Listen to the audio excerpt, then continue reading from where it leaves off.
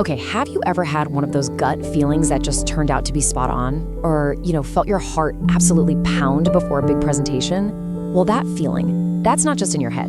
Today, we are diving deep into the mind-body connection. Basically, how our emotions leave a very real, physical fingerprint on our health.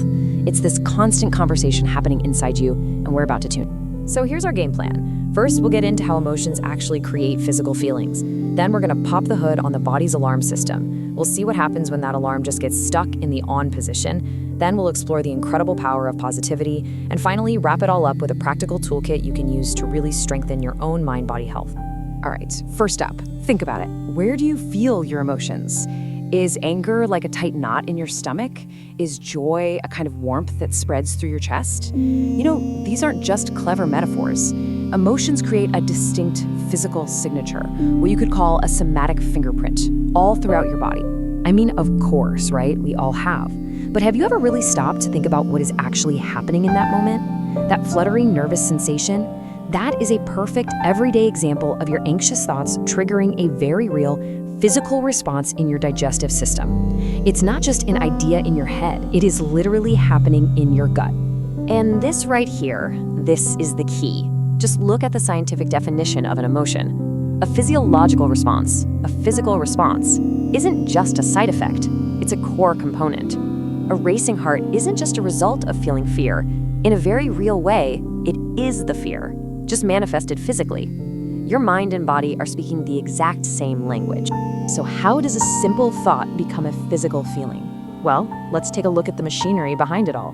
When you're faced with some kind of stressor, could be a looming deadline, could be a car cutting you off in traffic, your body activates this incredibly sophisticated high-speed alarm system. And you can think of it like a two-stage rocket. You've got this immediate explosive first stage for an instant reaction. And then there's a second, longer burning stage to help sustain that response over time. And here are those two stages in action. The fast response, that's your body's 911 call. It floods your system with adrenaline for that instant fight or flight jolt. Then a few minutes later, the slow response kicks in, releasing the stress hormone cortisol to keep you on high alert.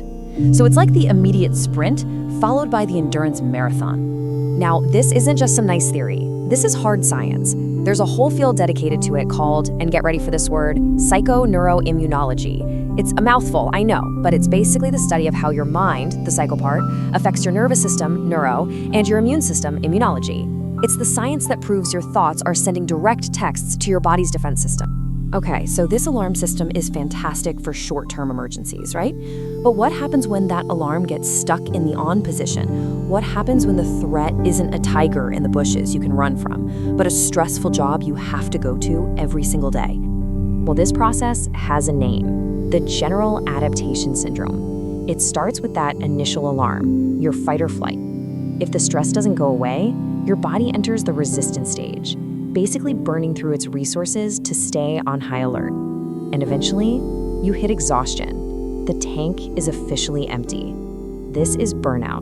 And this is where your whole system starts to become vulnerable. And when you're in that exhaustion stage, that constant drip, drip, drip of stress hormones like cortisol, it's like acid rain on your internal machinery. It's not just about feeling worn out. This is what can lead to high blood pressure, a weakened immune system where you catch every cold, and all sorts of digestive issues. It's a quiet assault on almost every system in your body. But, and this is a big but, here is the good news. This is not a one-way street. Just as negative emotions can fire up the alarm, positive emotions can actively calm it down. We have this powerful built-in counterbalance to our own stress response.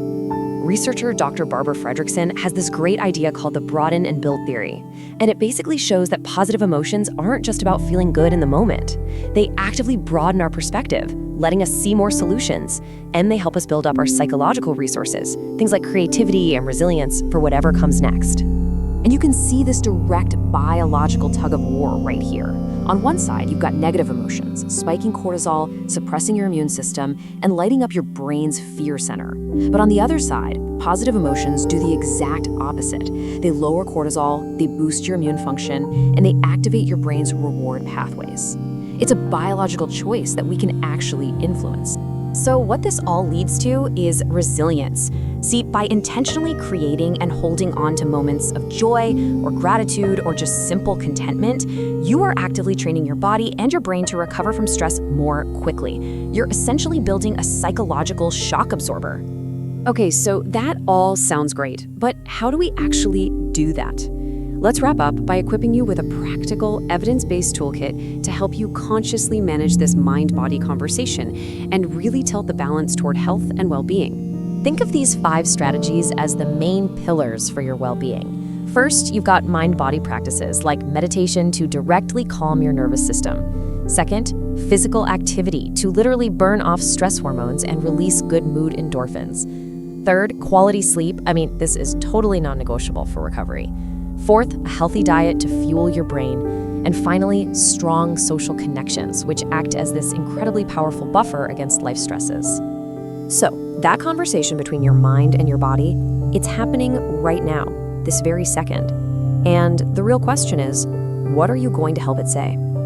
Because if there's one thing to take away from all this, it's that you are not just a passive listener in this dialogue.